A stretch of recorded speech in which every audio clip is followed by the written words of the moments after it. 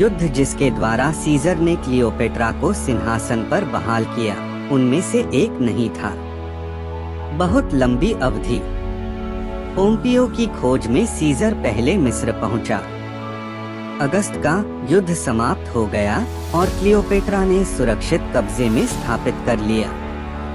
जनवरी के अंत ताकि संघर्ष जब तक यह जारी रहा हिंसक था। बहुत संक्षिप्त अलेक्जेंड्रियंस के शांतिपूर्ण और व्यावसायिक व्यवसाय इसके द्वारा केवल कुछ महीनों के लिए बाधित किया गया। नहीं स्वयं युद्ध या इसके परिणामस्वरूप होने वाले अपमानों का विस्तार हुआ। देश के भीतरी भाग में बहुत दूर अलेक्जेंड्रिया शहर ही और मिथ्राडेट्स के आने तक पड़ोसी तट प्रतियोगिता के मुख्य दृश्य थे। पेलुसियम में वह यह सच है डेल्टा के पार चला गया और अंतिम लड़ाई थी। देश के अंदरूनी हिस्सों में लड़े। हालांकि यह सब के बाद लेकिन बहुत छोटा था। मिस्र के क्षेत्र का वह भाग जो सीधे युद्ध से प्रभावित था। महान बहुत से लोग समृद्ध और उपजाऊ इलाकों पर कब्जा कर रहे थे जो सीमा पर थे। नील नदी की विभिन्न शाखाएं और लंबी और हरी भरी घाटी जो इस प्रकार फैली हुई थी। दूर महाद्वीप के दिल में अस्पष्ट और के अलावा संघर्ष के बारे में कुछ नहीं जानता था। दूर की अफवाहें।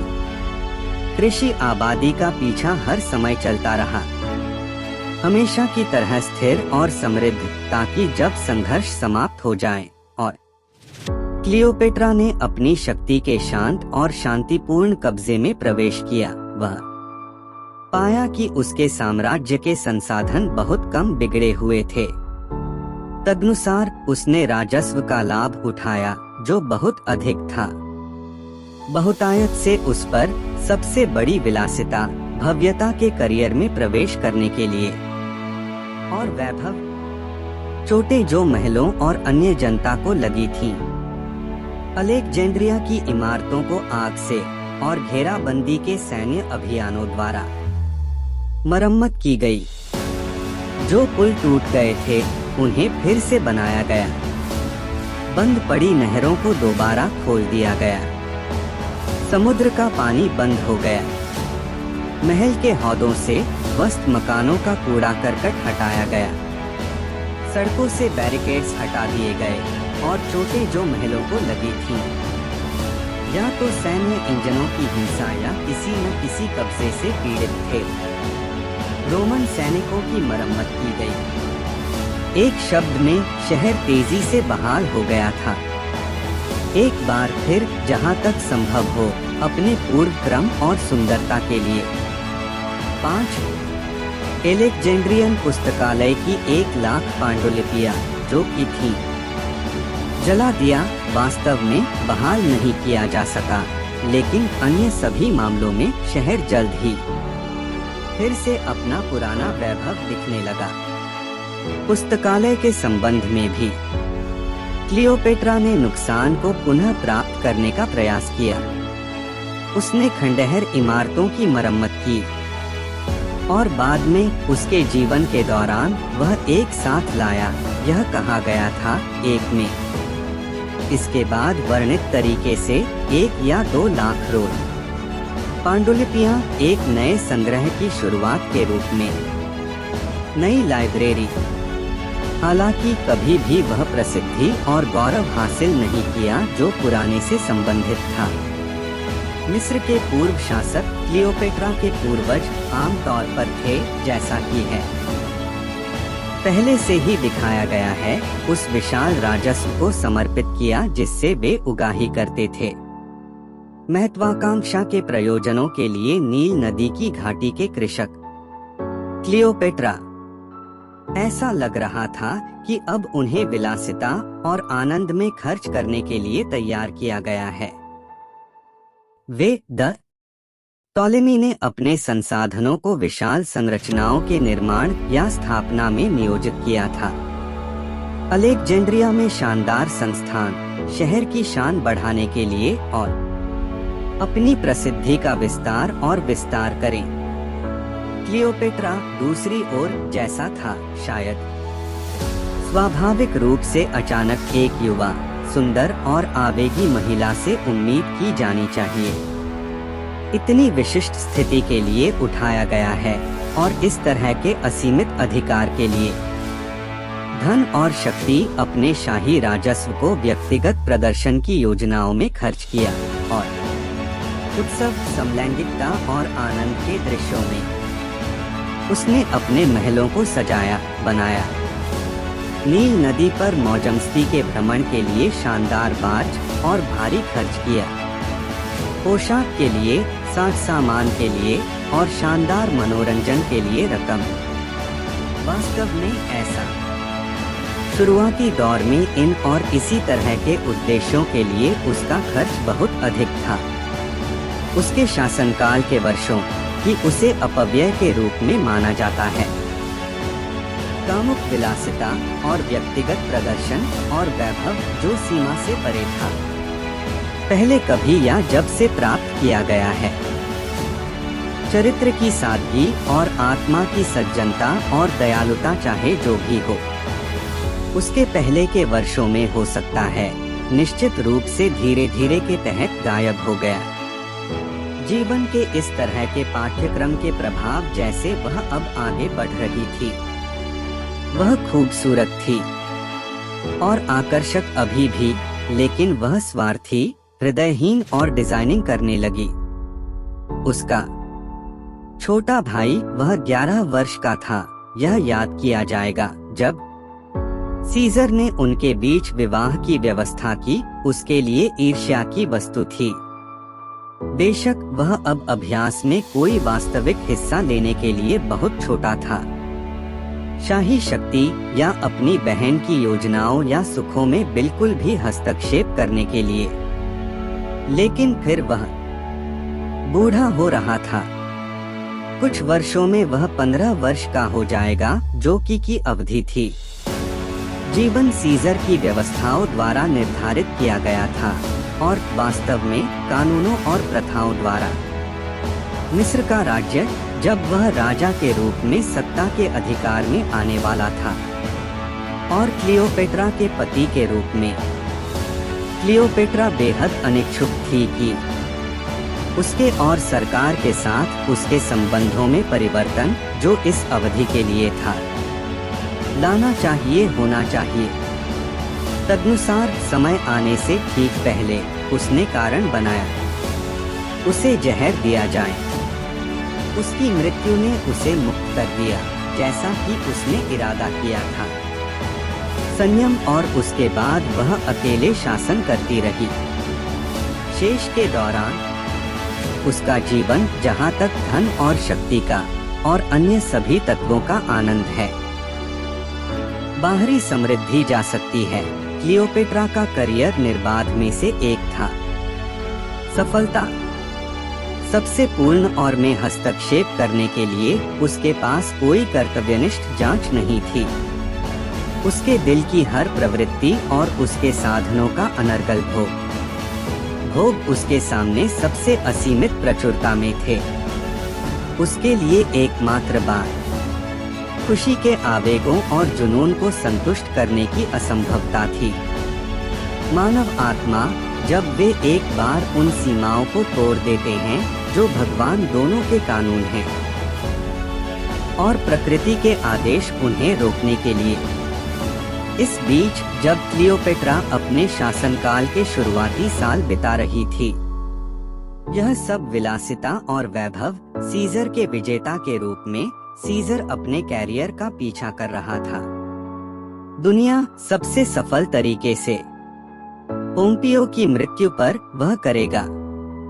स्वाभाविक रूप से सर्वोच्च शक्ति का आनंद लेने में तुरंत सफल हो गए हैं, लेकिन उसका मिस्र में देरी और किस हद तक यह ज्ञात था कि वह उलझा हुआ था।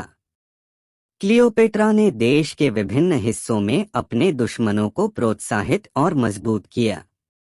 दुनिया वास्तव में एक विद्रोह जो एशिया माइनर में फूटा था, और जो वह था नितांत आवश्यक था कि वह शांत करने के लिए तुरंत आगे बढ़े, यह तत्काल था। उसके अंत में मिस्र छोड़ने का कारण, सीजर के विरुद्ध सिर उठाने की अन्य योजनाएं, स्पेन, अफ्रीका और इटली में सत्ता का गठन हुआ। उनका सैन्य कौशल और हालांकि ऊर्जा इतनी महान थी और जिस प्रभुत्व का उन्होंने प्रयोग किया, उनकी व्यक्तिगत उपस्थिति से लोगों का मन इतना असीम और आश्चर्यजनक था। इसके अलावा वह गति थी जिसके साथ वह एक महाद्वीप से दूसरे महाद्वीप में चला गया और राज्य से राज्य तक कि उसके समय से बहुत ही कम समय में मिस्र छोड़कर उसने सभी में सबसे शानदार और सफल अभियान चलाए थे। दुनिया के 3/4 तब ज्ञात थे, प्रभावी रूप से सभी को नीचे रख दिया था, उनकी शक्ति का विरोध किया और फिर रोम को स्वीकार कर लिया। दुनिया के मालिक क्लियोपेट्रा, जिसने निश्चित रूप से अपने करियर को सभी के दौरान देखा था, इस बार बड़े गर्व और खुशी के साथ अंत में रोम जाने के लिए और वहां उसका दर्शन करो। हालांकि रोम के लोग उसे बहुत सौहार्दपूर्ण तरीके से प्राप्त करने के लिए तैयार नहीं थे। यह एक ऐसा युग था जिसमें हर प्रकार के पाप को बड़े भोग के साथ माना जाता था, लेकिन मानव जाति की नैतिक प्रवृत्ति इतनी प्रबल थी कि सत्य के प्रति पूरी तरह से अंधी नहीं हो सकती थी। इस तरह की दुष्टता का इतना विशिष्ट उदाहरण अर्सिनोए पर थे। सीजर के जीवन की इस अवधि के दौरान रोम भी वह उसे वहां ले आया था। यह होगा मिस्र से लौटने पर एक कैदी के रूप में और उसकी एक ट्रॉफी के रूप में याद किया जाना चाहिए। विजय वास्तव में उसकी योजना उसे अपनी जीत की शोभा बढ़ाने के लिए एक बंदी के रूप में आरक्षित करने की थी।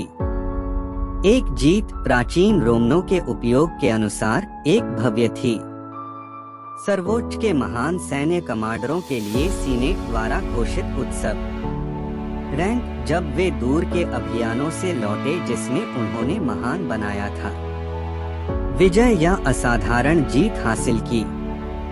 सीजर ने अपनी सारी जीत पर ध्यान केंद्रित किया। 1 मई के बाद आखिरी बार रोम लौटने पर उनका जश्न मनाया गया। दुनिया की विजय पूरी कर ली है। इस विजय के जुलूस 4 दिन कब्जा कर लिया। वास्तव में 4 जीतें थीं, प्रत्येक दिन एक के लिए। 4 दिन वे युद्ध और विजय जिनके लिए ये तालियां बजाई गई थीं। गौल, मिस्र, एशिया और अफ्रीका के लोग जश्न मनाते थे और यह कई दिनों तक जुलूसों में कैदियों, ट्रॉफियों की अंतिम गाड़ियां शामिल थीं। हथियार, बैनर, चित्र, दूध से लदे वैगनों के काफिले, बंदी राजकुमार और राजकुमारियां, जंगली और पालतू जानवर और बाकी सब कुछ जो विजेता उत्साहित करने के लिए अपने अभियानों से अपने साथ घर लाने में सक्षम था। जिज्ञासा या शहर के लोगों की प्रशंसा और चित्रण, उसके कारनामों का परिमाण। बेशक रोमन जनरलों जब लगे हुए थे दूर के विदेशी युद्धों में अधिक से अधिक प्रतिष्ठित लोगों को वापस लाने के महत्वाकांक्षी थे, बंदियों और सार्वजनिक लूट को जोड़ने के लिए जितना वे प्राप्त करने में सक्षम थे। विजयी जुलूस की विविधता और भव्यता जिसके द्वारा उनकी जीत होती है, लौटने पर सम्मानित किया जाना था। इसी दृष्टि से सीजर लाया था मिस्र से अर्सिनोए और उसने उसे रोम में अपने बंदी के रूप में अपने तक बनाए रखा था। जीत पूरी हुई और उसकी जीत का समय आ गया। वह जाहिर है मिस्र दिवस पर विजय ट्रेन का एक हिस्सा बना। वह चली गई उस रथ के ठीक पहले जिसमें सीजर सवार था। वह किसी भी तरह जंजीरों में थी। अन्य बंदी, हालांकि उसके ऊंचे पद के सम्मान में उसकी जंजीरें सोने की बनी थीं। हालांकि दुखी राजकुमारी को देखने का रोमन आबादी पर प्रभाव जैसे जैसे वह धीरे धीरे अंदर चली गई, दुख और दुख के साथ अभिभूत हो गई। ट्रेन अन्य प्रतीक और हिंसा और लूट की ट्राफियों के बीच साबित हुई। किसी भी तरह से सीजर के अनुकूल नहीं होना। आबादी उस पर दया करने के लिए इच्छुक थी और उसके कष्टों में उसके साथ सहानुभूति रखना। उसके संकट की दृष्टि याद आई। उनके दिमाग में भी कर्तव्य से विमुखता जिसके लिए सीजर दोषी था। क्लियोपेट्रा के प्रलोभनों के आगे झुकना और इतने लंबे समय तक मिस्र में रहना। रोमन राज्य मंत्री के रूप में अपने उचित कर्तव्यों की उपेक्षा। एक शब्द में ज्वार। सीजर के सैन्य कारनामों के लिए प्रशंसा जो इतनी मजबूती से स्थापित हो रही थी। उसका पक्ष मुड़ने के लिए झुका हुआ लग रहा था और शहर के खिलाफ बड़बड़ाहट से भर गया था। उसे अपनी जीत के बीच में भी वास्तव में वह गर्व और घमंड जिसने सीजर को अपनी जीत को और अधिक बढ़ा दिया। किसी भी पूर्व विजेता की तुलना में शानदार और भव्यता ने उसका आनंद लिया। अपने हिस्से को ओवरएक्ट करने के लिए ताकि उसके इरादों के विपरीत प्रभाव उत्पन्न हो सके। मुकदमा अर्सिनो इसका एक उदाहरण था। लोगों को प्रभावित करने के बजाय मिस्र में उसके कारनामों की महानता की भावना एक रानी को अपदस्थ करने में और उसे बंदी बनाकर रोम ले आया ताकि वह दूसरे को उसके ऊपर रख सके।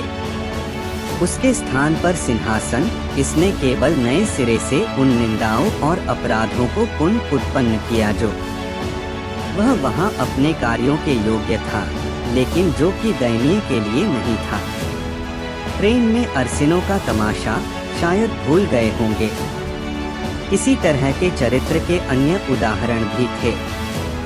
दावतें थीं के लिए उदाहरण उस लूट से जो सीजर ने अपने विभिन्न अभियानों में प्राप्त की थी। उनके लिए दावतें और तमाशे बनाने में उन्होंने सबसे बड़ी रकम खर्च की। अपनी विजय के समय जनता का एक बड़ा हिस्सा प्रसन्न था। यह सच है, इस प्रकार उन्हें दी गई असीम भोगों के साथ, लेकिन बेहतर हिस्सा। रोमन लोग बर्बादी और फिजूल खर्ची पर नाराज थे जो थे हर जगह प्रदर्शित। कई दिनों तक रोम के पूरे शहर ने उन्हें प्रस्तुत किया। दंगा और अय्याशी के एक व्यापक रूप से फैले दृश्य के अलावा और कुछ नहीं देखें। लोग इस बहुतायत से प्रसन्न होने के बजाय कहा कि सीजर के पास होना चाहिए। विशाल प्राप्त करने के लिए सबसे चरम और कानून विहीन जबरन वसूली का अभ्यास किया। ऐसी असीमित आपूर्ति करने के लिए उसे सक्षम करने के लिए आवश्यक धनराशि और लापरवाह अपशिष्ट। एक और तरीका भी था जिससे सीजर ने जनता की राय को मजबूती से बदल दिया। खुद के खिलाफ जिस तरह से उन्होंने भावना पैदा करने के लिए अपनाया, उसका एहसान रोमन अन्य बर्बर मनोरंजनों में से थे। शहर में अभ्यास करते थे, विशेष रूप से कॉम्बैट के शौकीन थे। ये मुकाबले के थे विभिन्न प्रकार। वे कभी कभी के क्रूर जानवरों के बीच लड़े गए थे। एक ही या विभिन्न प्रजातियों के कुत्तों के रूप में एक दूसरे के खिलाफ, या बैल, शेर या के खिलाफ बाघ। कोई भी जानवर वास्तव में इस उद्देश्य के लिए नियोजित किया गया था जिसे छेड़ा जा सकता था, या लड़ाई में क्रोध और उग्रता में चला गया। कभी कभी पुरुषों को काम पर लगाया जाता था। ये लड़ाइयाँ बंदी सैनिक जिन्हें युद्ध में ले जाया गया था और लाया गया था ग्लेडिएटर्स के रूप में वहाँ के एम्फीथिएटर्स में लड़ने के लिए ये आदमी थे, कभी जंगली जानवरों से तो कभी किसी से संघर्ष करने को विवश। दूसरा, सीजर यह जानकर कि रोमन असेंबली ने इसका कितना आनंद लिया। दृश्य उन्हें सबसे शानदार पैमाने पर भोग देने के लिए दृढ़ संकल्पित। मान लीजिए कि लड़ाई जितनी बड़ी और भयानक होगी, लड़ाई उतनी ही ऊंची होगी। दर्शकों को इसे देखने में आनंद आएगा। तदनुसार अपनी जीत में शामिल होने वाले उत्सवों की तैयारी करने में वह के आसपास के सुविधाजनक स्थान पर एक बड़ी कृत्रिम झील का निर्माण किया। रोम, जहां यह शहर की आबादी से घिरा हो सकता है, और वहां वह नौसैनिक युद्ध की व्यवस्था की। बड़ी संख्या में गैलीलियों को पेश किया गया था। झील में वे युद्ध में नियोजित सामान्य आकार के थे। ये गलियां थीं कई सैनिकों से लैस। टायरियन बंदियों को एक तरफ रखा गया था और दूसरी ओर मिस्री, और जब सब कुछ तैयार हो गया तो 2 स्क्वाड्रन थे। विशाल के मनोरंजन के लिए एक वास्तविक लड़ाई से संपर्क करने और लड़ने का आदेश दिया। आसपास उमड़ी दर्शकों की भीड़, जिन राष्ट्रों से इस संघर्ष में लड़ने वाले क्रमशः एक दूसरे के विरोधी थे, और जैसा कि पुरुषों ने लड़ा, निश्चित रूप से उनके जीवन के लिए सगाई में भाग लिया गया। एक हताश नौसैनिक मुठभेड़ की सामान्य भयावहता के साथ सैकड़ों मारे गए। लड़ाकों के शव गलियों से झील और पानी में गिर गए। उनमें से कुछ उनके खून से रंगे हुए थे। जमीनी लड़ाई भी उसी बड़े पैमाने पर हुई थी। उनमें से एक में 500 पैदल, 20 हाथी और 30 घोड़ों की एक टुकड़ी लगी हुई थी। हर एक ओर इस लड़ाई इसलिए के संबंध में एक बड़ी कार्रवाई थी। लड़ाकों की संख्या लेक्सिंगटन की प्रसिद्ध लड़ाई की तुलना में, जिसने चिह्नित किया अमेरिकी युद्ध की शुरुआत और वध के संबंध में जो हुआ था, यह शायद 10 गुना अधिक था। इन दृश्यों की भयावहता यह जनता के लिए भी बहुत अधिक उग्र और निर्दयी साबित हुआ, जिसका वे मनोरंजन करना चाहते थे। सीजर सभी पूर्व से आगे निकलने की अपनी उत्सुकता में प्रदर्शनियां और प्रदर्शन उस सीमा से परे चले गए जिसके भीतर मनुष्य को देखा जाता है। खूनी लड़ाइयों में मारे गए और पीड़ा और निराशा में मरना एक के लिए काम करेगा। आनंद और एक शगल। लोग चौंक गए और निंदा। सीजर की क्रूरता को अन्य दमित भर्त्सनाओं और अपराधों में जोड़ा गया, जो हर जगह उत्पन्न हुआ। क्लियोपेट्रा रोम की अपनी यात्रा के दौरान सीजर के साथ उसके निवास पर खुलकर रहती थी, और यह बहुत सामान्य नाराजगी को उत्तेजित करता है। वास्तव में जबकि लोग दयनीय थे, आर्सेनो क्लियोपेट्रा, उसकी सुंदरता और उसके 1000 व्यक्तिगत होने के बावजूद उपलब्धियां और आकर्षण, जहां तक सामान्य अप्रसन्नता का विषय था, जनता का ध्यान उसकी ओर बिल्कुल गया। लेकिन जनता का मन था सीजर और सिरो द्वारा किए गए महान राजनीतिक आंदोलनों से बहुत अधिक प्रभावित, जिस ओर वह निशाना लगाता दिख रहा था। पुरुषों ने उसे डिजाइन करने का आरोप लगाया, राजा बना दिया। उनके पक्ष और विपक्ष में पार्टियां बनी, और हालांकि पुरुषों ने नहीं किया। अपनी भावनाओं को खुले तौर पर व्यक्त करने का साहस करें, उनके जुनून और अधिक हिंसक हो गए। उस बाहरी बल का अनुपात जिसके द्वारा उन्हें दबा दिया गया था। मार्क एंटनी इस समय रोम में था। उन्होंने सीजर के कारण का गर्मजोशी से समर्थन किया और प्रोत्साहित किया खुद को राजा बनाने की उनकी योजना। वास्तव में उन्होंने एक बार शाही स्थान देने की पेशकश की थी। किसी सार्वजनिक समारोह में सीजर के सिर पर मुकुट, लेकिन जनता के निशान अस्वीकृति जो इस अधिनियम के कारण हुई, जिससे वह विरत हो गया। हालांकि वह समय आ गया जब सीजर ने खुद को लेने का निश्चय किया, राजा घोषित किया जाए। उन्होंने एक निश्चित उल्लेखनीय संयोजन का लाभ उठाया। सार्वजनिक मामले, जिनका यहाँ विशेष रूप से वर्णन नहीं किया जा सकता, लेकिन जो प्रतीत होता था उसे विशेष रूप से उसके डिजाइनों का पक्ष लेने के लिए और उसे रखने की व्यवस्था की गई थी। सीनेट द्वारा शाही शक्ति के साथ निवेश किया। बड़बड़ाहट और असंतोष।